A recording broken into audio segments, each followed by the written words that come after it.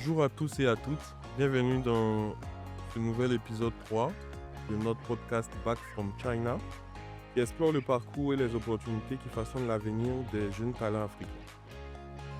Aujourd'hui, pour en parler, nous recevons Wang Ozé, entrepreneur, ancien étudiant en Chine. Aujourd'hui, il va nous raconter son parcours en défis et découvertes. Mais surtout, il va nous partager toutes les opportunités académiques et professionnelles que la Chine lui a offertes, partant de son niveau qu'il a pu faire le bachelor, le doctorat ou même le master. Bonjour Monsieur Wang, Bonjour, comment vous allez? je vais super bien. Alors, pouvez-vous vous présenter brièvement s'il vous plaît? Donc, je suis Monsieur Ozé Wang, vice-président du consortium des journalistes professionnels africains pour la coopération sino-africaine, on va dire sino-Afrique-Asie. Oui. Et je suis aussi gérant de la structure, la boîte conseil, communication et marketing. Alors dites-moi, quel programme avez-vous suivi en Chine? Bachelor, master, doctorat? Il faut dire qu'en Chine, j'ai juste fait une formation de langue. Puisque avant de partir en Chine, je travaillais déjà en tant que chef publicité dans une agence de communication Ok, où j'exerçais déjà. Donc, mon objectif sur la Chine, c'était d'aller apprendre la langue, le mandarin. d'accord. Donc du coup, vous n'avez pas fait de bachelor, master, non? C'est que la langue que vous êtes revenu.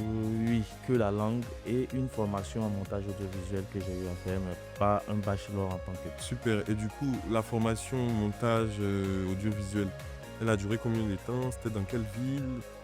Oui, la formation en montage audiovisuel elle a duré, on va dire, 6 mois. Ok. Elle était au niveau de la ville de Nimbo, dans le district de Belong. Ok, je vois. Ouais, je vois. Belum, ok. Du coup, en expérience académique, pourquoi avez-vous choisi la Chine pour vos études? Ou en expérience académique, j'ai choisi la Chine parce que la Chine est un peu plus stricte. Voilà, stricte, structurée. Et aussi le paramètre de la langue que je cherchais à explorer. Je voulais avoir plus de perspectives au-delà de l'anglais. Oui, Parce on sait qu'actuellement, la Chine compte plus d'1 milliard de personnes. C'est la langue la plus parlée, si on va le dire. oui. Et c'est une langue qui permet de commercer très facilement avec les Chinois. Ah d'accord, ok. Du coup, comment décrivez-vous la qualité de l'enseignement que vous avez reçu? Oh, je dirais que j'ai reçu, moi ainsi que mes amis, on Oui, a reçu un enseignement de qualité. Vraiment, un enseignement de qualité. On était suivis de bout en bout par nos professeurs et même quand on était dans les dortoirs ou sous on avait souvent les professeurs qui venaient réviser de temps à autre avec nous. oui, C'est pas seulement à l'école qu'on avait les cours, mais on va dire à chaque instant, on pouvait avoir heu, on pouvait être en contact avec les professeurs pour avoir des réponses sur certains sujets qu'on n'avait pas compris, certains paramètres qu'on ne comprenait pas. Ils étaient vraiment disponibles. À ok, chaque instant, ils étaient disponibles pour nous accompagner, pour nous permettre de bien comprendre les cours et assimiler autant que possible. c'est super. Du coup, quelle différence majeure avez-vous remarqué dans l'enseignement en Chine et celui de votre pays d'origine? La différence, il faut dire que généralement, en Afrique, heu, on reçoit les cours de façon ce n'est pas vraiment structuré, pas vraiment précis. D'accord? Il faut dire qu'en Chine, lorsqu'on recevait les cours, on a un cours précis par rapport à l'examen qu'on va avoir. Oui. C'est très précis. Ça veut dire on sait exactement où on doit bosser et quelle partie du cours est concernée par l'examen qui doit venir. Ça, c'est bien, c'est bien. Voilà, mais il faut dire qu'ici, généralement, quand on a un examen, on va te dire: «Tu brosses les 500 pages, hein». Ouais, c'est ça, voilà, c'est ça l'enseignement de la Côte d'Ivoire. Vraiment, Tu bosses tout, on te c'est distrait strict. et ça fatigue l'élève. Ça fait en sorte que tu n'es pas vraiment très productif. Ouais, Tu bosses tout et tu bosses rien à la fois. ouais, Voilà. c'est clair. Du coup, l'autre partie, c'est la vie étudiante en intégration et l'intégration culturelle. Comment s'est passée votre intégration culturelle, au niveau de la culture chinoise?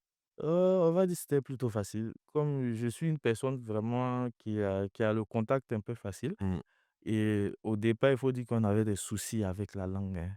voilà, qu'on est arrivé et puis il faut dire qu'en Chine, c'est pas tout le monde qui parle l'anglais. Ouais, Lorsque tu sors, c'est pas tout le monde qui parle l'anglais. Donc, tu veux manger, il faut te débrouiller. Tu es obligé ouais, d'apprendre à parler le mandarin.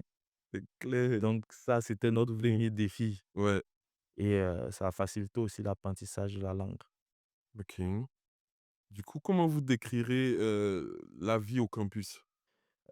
C'était pas mal, c'était pas mal, mais beaucoup strict. Voilà, parce que là-bas, on avait des heures auxquelles on doit être tous au dortoir. Oui, Voilà, quand on quitte au cours, on va directement au dortoir. On finit au cours le matin, on s'en va au réfectoire, on oui. finit de manger, on est au dortoir, on va se reposer. L'après-midi, on suit notre cours.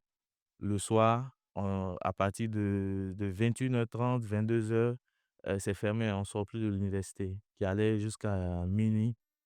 Minuit, il fallait rentrer. Ah, ici, nos habitudes, c'est des fois 2 heures, 4 heures du matin. Et ouais. Ça change carrément les habitudes là-bas. Avez-vous appris le mandarin? Si oui, comment ça vous a aidé? Oui, j'ai appris le mandarin et j'ai vraiment appris beaucoup plus. C'est vrai qu'à l'université, pendant les cours, on apprenait on va dire le mandarin classique à l'école. OK, Mais c'est plus lorsqu'on sortait, puisque j'ai eu à côtoyer beaucoup de personnes âgées, des Chinois avec qui je sortais causer un peu. C'est eux qui m'ont facilité vraiment l'apprentissage du chinois. Ils m'ont permis de maîtriser ouais, mon chinois parlé et à l'école, c'était plus l'écrit. Mais les opportunités que j'ai eues avec le chinois, c'est que ça m'a permis de développer mon carnet d'adresses. oui, très Côté fournisseur en Chine, ouais. parce que ça m'a permis d'avoir vraiment, vraiment beaucoup de clients, de fournisseurs chinois et aussi dans mes activités entre la Chine et la Côte d'Ivoire, entre la Chine et l'Afrique, Mmh. ça me permet de rencontrer beaucoup de personnalités C'est chinoises, ça, dans le cadre de la coopération, plus on intervient dans la coopération sino-ivoirienne. oui. Donc c'est un paramètre qui me permet d'être en contact avec les Chinois. Du coup, là, on va attaquer l'aspect des opportunités académiques et professionnelles. Quel type d'opportunités académiques en Chine, la Chine vous a offertes en tant qu'étudiant étranger? Non, pas vraiment de stage professionnel, parce que, il faut dire lorsque j'étais en Chine, c'était vraiment difficile pour les étudiants étrangers de Oui, travailler. toujours, la loi l'interdit. Voilà, la loi l'interdit et pour les stages, c'était plus au niveau des on va dire des entreprises liées à l'université. On avait des stages au sein de l'université, pas hors de Oui, l'université. On va dire dans les agences de vente de Katsing. On avait souvent les activités avec, des étudiants d'autres universités qui venaient où on vendait des snacks et autres aux autres étudiants. Donc ce sont ce genre de trucs-là qu'on a eu à faire. Mais quand j'ai fini ma formation, c'est vrai que j'ai eu une proposition, d'une autre université, oui. on va dire à Shanghai, Mmh. pour une formation dans la culture chinoise. Oui, Puisque compte tenu que je faisais la langue et qu'on avait beaucoup d'activités. Il faut dire qu'on avait beaucoup d'activités avec le gouvernement, l puisque en Chine, bah, on a oui, oui, le gouvernement local là, qui permettait, d'octroyer certaines bourses. Donc mmh. j'étais très, très, très actif dans ces activités-là. Donc ils m'ont proposé de faire une formation en culture chinoise là-bas. OK. Du coup, est-ce que vous avez participé à des conférences en Chine ou des recherches? Mmh, Non? non. Participer à des conférences, oui. J'ai participé OK. à des conférences. Comment c'était? Comment vous avez trouvé ça? Les conférences lorsque je suis revenu ou quand j'étais là-bas Quand vous direct? étiez? Quand j'étais là-bas, on a participé à des conférences, dans le cadre des affaires. OK. Puisqu'on avait, heu, on va dire les foires, on avait des foires au niveau de Yiwu, Oui. au niveau de Shanghai, au niveau de, à Shandong aussi, Mmh. où on a été en tant qu'étudiants Oui. étrangers, venant participer à ce genre de forum, de conférences et tout ça. C'était vraiment très bien, c'était très bien organisé. Et on avait quand même des passes VIP qui nous permettaient de rencontrer des hommes d'affaires, des personnalités. Ouais. J'ai eu la chance de rencontrer Jack Ma pendant ces différentes, Super, activités. ça c'est très bien. C'est des contacts, c'est une connaissance, mais j'ai pas pu avoir son contact C'est malheureusement. pas grave, mais au moins vous l'avez rencontré la première fois. C'est Oui. déjà émouvant. C'est clair, c'est clair. Du coup là, comment votre formation a pu vous, en Chine, a pu impacter votre carrière actuelle? La formation que j'ai eue en Chine, actuellement, il faut dire que ça me permet d'être vraiment pragmatique dans tout ce que je fais. D'accord. Parce que, ça m'a donné un certain sérieux dans Mmh. ce que je fais. Ça m'a permis d'être, heu, rigoureux dans les actions que je pose Oui. et d'être vraiment très de planifier vraiment mes actions. Est-ce que la Chine offre-t-elle des opportunités, aux diplômés africains aujourd'hui? Oh, je pense que oui, parce que j'ai des amis qui sont, avec qui j'ai fait la Chine. Mmh. On était rentrés ensemble, qui sont retournés en Chine dans le cadre du travail, qui ont eu des opportunités, pour travailler en Chine. OK. Mais il faut dire que c'est encore difficile, hein. Je pense qu'ils doivent, en permettre à beaucoup plus d'étudiants africains de pouvoir travailler en Chine. Parce qu'il faut dire que quand les étudiants africains sont en Chine, quand même, ils arrivent à apporter un plus que, d'autres n'arrivent pas à faire, quoi. Oui, oui, Et on constate qu'on a des professeurs, des enseignants africains qui enseignent en Chine, oui, qui donnent cours en Chine. Ça prouve que quand même, l'Afrique a beaucoup à apporter à la Chine. c'est clair, c'est clair. Là, on passe, sur l'aspect des réseaux, des alumni et collaborations. Du coup, selon vous, quelle est l'importance du réseau alumni chinois? Pour moi, c'est très, très important. Très important parce que, on a besoin que le réseau soit plus actif. Oui, Voilà, parce que, quand généralement, lorsqu'on revient de Chine, qu'on finit sa formation. oui, Je vais prendre l'exemple de l'INPH qui a un réseau qui est très fort, oui, très intéressant. Lorsque eux ils finissent leur formation, généralement, ils arrivent à c'est les alumni qui arrivent à les intégrer, leur permettre d'avoir des stages, des jobs c'est ça. et tout ça. Mais nous, le réseau chinois des anciens de Chine, c'est vraiment on va dire qu'on n'a pas vraiment cette force-là pour le moment. Je ne sais pas pourquoi, mais on doit arriver à développer cela pour Mmh, permettre à ce que les étudiants qui rentrent puissent avoir des stages, qu'ils c'est ça, puissent avoir, un boulot en rapport avec les formations qu'ils ont eu à faire en Chine. c'est ça, Parce que lorsque tu rentres, tu es obligé d'être interprète. Pourtant, c'est pas tu n'as pas fait une formation c'est ça. d'interprétariat ou de langue là-bas juste pour venir être interprète. Il y a d'autres qui ont fait des formations d'ingénieurs et tout ça, mais quand ils arrivent, ils sont obligés d'être interprètes et c'est là que le réseau doit intervenir. Le réseau doit être développé de sorte à ce qu'on puisse intégrer nos jeunes frères qui reviennent dans le circuit, de l'emploi, dans le C'est circuit clair, c'est clair. C'est vraiment important. Vous mettez l'accent sur quelque chose sur lequel je pense nous devons travailler tous là-dessus, nous qui sommes les anciens de Chine. Avez-vous déjà collaboré avec d'autres anciens étudiants de Chine? Oui, oui, j'ai collaboré avec Des beaucoup Ivoiriens, des Ivoiriens, nationalité? ouais, des Ivoiriens, des Béninois, des Ouais, Burkinabés, beaucoup de nationalités quand même, hein, des Kenyans aussi. ouais. Ouais. Du coup là, comment ce réseau peut-il aider les nouveaux étudiants selon vous? Bon, ce réseau, c'est déjà ceux qui sont déjà installés Mmh. et travaillent avec des entreprises chinoises Oui, et installées un peu partout en Afrique, qui sont des anciens de Chine.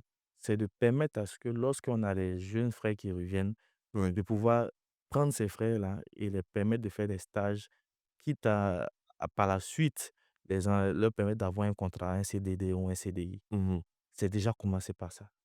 Parce qu'on sait qu'on a des frères qui sont là, qui sont, peut-être à Huawei, qui sont oui, peut-être à dans des grosses sociétés chinoises qui sont à China Railway, ouais, qui peuvent permettre de prendre des étudiants c'est qui clair. reviennent de Chine et travailler au sein de ces sociétés-là. Mmh. C'est pas du favoritisme, c'est du réseautage. C'est clair, c'est clair. Voilà, donc on va permettre aussi à nos frères de pouvoir, eux aussi, avoir du travail Oui, et bien se faire former sur le terrain. c'est très bien dit, franchement. Du coup, on passe l'aspect sur les compétences acquises. Alors, quelles sont les compétences clés que vous avez acquises en Chine? De compétences clés, bon, Mmh, déjà c'est la langue, hein. d'accord, Voilà, ça c'est une compétence que j'avais pas. ouais, Heu, le mandarin, savoir parler le mandarin, franchement, c'est une compétence qui m'aide beaucoup dans mon business de façon quotidienne. mmh, Ça m'aide beaucoup dans mes activités avec la coopération. J'interviens souvent avec l'ambassade dans le cadre des activités aussi. Ouais, c'est super. Alors, comment ces compétences-là vous distinguent sur le marché, je dirais, de l'emploi, du travail? Bon, déjà, ça fait que je suis trilingue, que je parle le français, l'anglais et le mandarin. Super. Donc déjà, ça, c'est des qualités que certains, candidats n'ont pas Mmh. et le fait même que je parle le mandarin encore plus. Là, on voit que le retour quand même, il y a eu un plus et sur l'aspect défis et solutions, quels ont été vos plus grands défis en tant qu'étudiant étranger en Chine? Ouais. Mon plus grand défi en tant qu'étudiant étranger en Chine, Mmh. il faut dire que lorsque j'étais en Chine, j'étais self-support. Je n'avais pas de bourse. Donc je suis parti sur fonds propres. Ouais, C'était déjà comment faire pour tenir. C'est vrai que en ce moment, j'avais, le soutien de mes parents, en oui, plus, qui m'accompagnaient dans ce projet-là. Mais il faut dire que souvent, c'est pas évident que tu aies l'argent à tout moment c'est clair. et c'est pas évident qu'eux, ils arrivent à te mettre de l'argent à disposition à chaque instant Mmh. et comment, subvenir à ces besoins, sachant que les étudiants étrangers ne peuvent pas Pas travailler travailler. en Chine, Ouais, ouais. c'est vraiment difficile. Ça, c'est un paramètre sur lequel, bon, je fais un clin d'œil à la Chine, si possible, qu'ils fassent Peuvent intégrer l'alternance comme en France, voilà, aider les étudiants étrangers à travailler quand même. ce serait Il super, faudra le faire, faudra le sur ce faire. coup-là. Quelles sont les recommandations que vous pourrez, donner aux futurs étudiants? Comme recommandation, je dirais déjà qu'ils se préparent bien financièrement. Voilà, qu'ils s'assurent que financièrement, c'est vrai qu'on ne peut pas être sûr à 100% que, il y aura pas d'imprévu. C'est clair. Mais déjà, c'est de s'assurer qu'il y ait une source à côté des finances qui permet de survivre. Donc déjà, c'est de s'assurer côté finances qu'il peut avoir les moyens de subvenir à ses besoins Mmh. et bon. OK. Donc on voit l'aspect maintenant conseil aux futurs étudiants. Quels sont les conseils que vous donneriez vous à un étudiant qui souhaite partir étudier en Chine? Déjà, le premier conseil, il est discipliné, qu'il oublie ça. Voilà, parce que là-bas, la Chine, c'est la discipline. Toujours. C'est la discipline, c'est la rigueur. Si il doit étudier en Chine, qu'il évite vraiment d'aller à l'encontre Ouais, des lois établies par les Chinois, par le gouvernement chinois, par l'université dans laquelle il va se retrouver. Il ouais, faut vraiment éviter ça.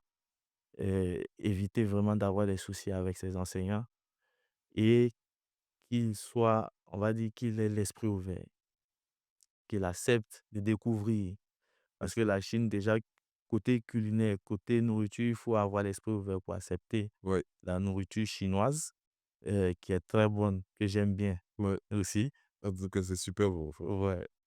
Il faut aussi avoir l'esprit ouvert pour l'apprentissage de la langue. Ouais. Ça peut être difficile au départ parce que la langue chinoise n'est pas une langue très facile. C'est vrai que on a l'impression que c'est facile, mais c'est pas très facile. Mmh. Il faut avoir l'esprit ouvert et vraiment se donner à fond pour étudier en Chine. Parce que là-bas, c'est vraiment du 200% quoi. Ils sont toujours à fond dans les études, il faut aller à Ouais, fond, ouais. il faut être au taquet. C'est vraiment bien de dire ça parce que ça les prépare, je dirais mentalement, psychologiquement, parce qu'ici on est un peu, je dirais lent Oui, un peu lent. et là-bas c'est vraiment, enfin, c'est Oui, du 200% comme il a dit, hein. Ne pensez pas que vous allez arriver là-bas et puis dormir, non, non, non. Déjà si vous avez une bourse, pour maintenir la bourse, il faut vraiment avoir de meilleures notes oui, faut avoir des meilleures notes. et c'est là le challenge en fait et c'est important de se challenger. Donc là, que devrait-il préparer avant de voyager l'étudiant? D'accord.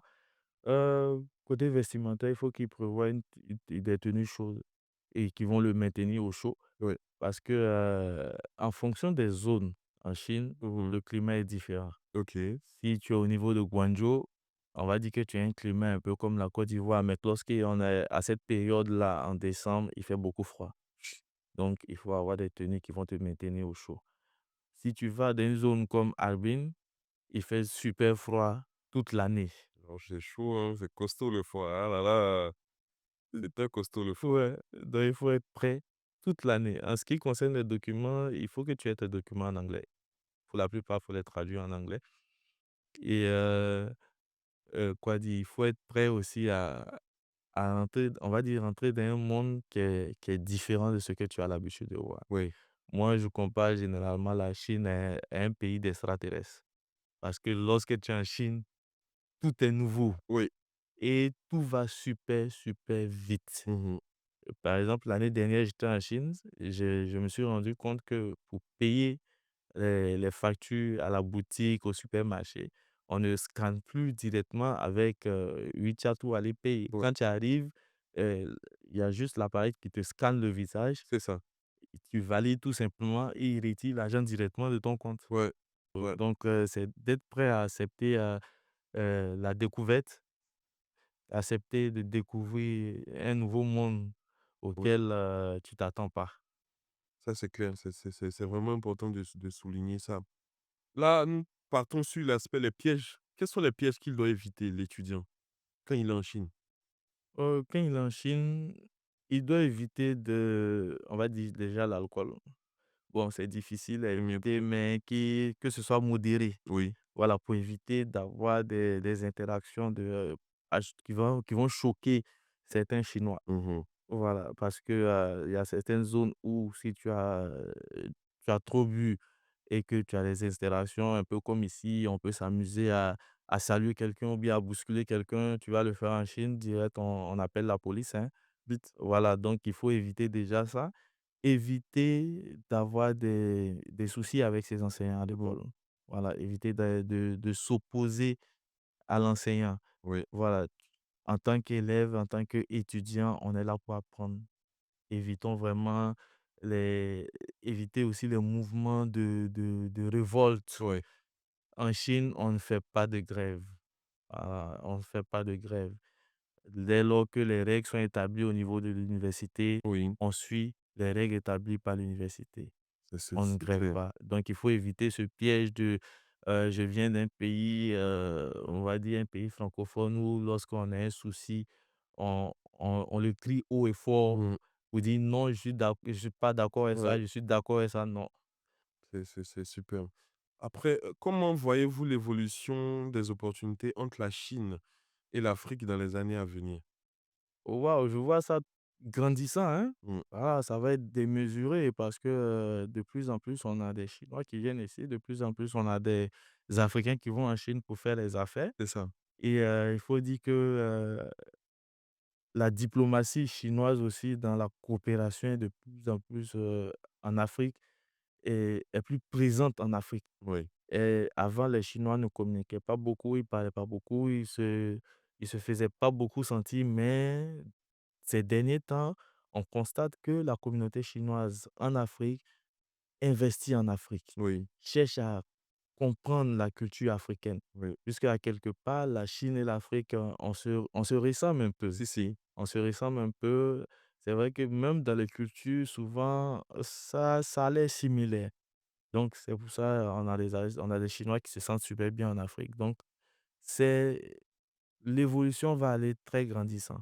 Ouais, Mais sur ce paramètre-là, il faudrait que aussi nous, en tant que je m'adresse aux dirigeants africains, oui, aux Africains, il faut qu'on soit vraiment très vigilants. oui.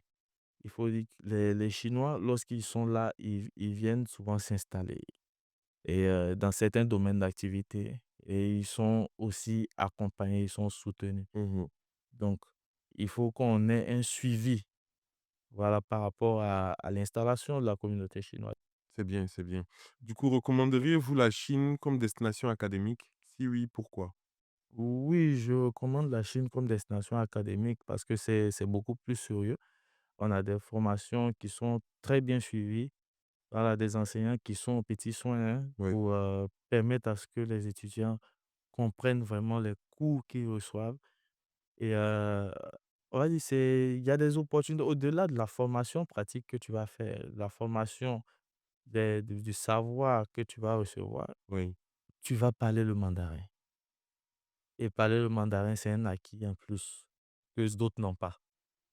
Monsieur Wang, un mot de fin. Comment vous donnez un message pour la nouvelle génération d'étudiants qui arrive, qui veut aller en Chine, qui voudrait bien explorer la Chine? D'accord, comme mot de fin, je dirais, à la jeune génération qui veut aller en Chine Mmh, de tenter l'aventure. Parce que la Chine, c'est une très belle découverte. C'est une très belle découverte tant au niveau de l'éducation, de la vie de façon courante. ouais, Au niveau du comportement, ça te change mmh, et la Chine, c'est tout un nouveau monde ouais, que j'encourage à aller découvrir franchement. OK. Alors, nous sommes à la fin de notre émission. Je pense qu'aujourd'hui, on a essayé d'être bref. Nous vous donnons rendez-vous dans le prochain épisode et puis encore merci de nous avoir suivis. À nous revoir. Ciao, ciao.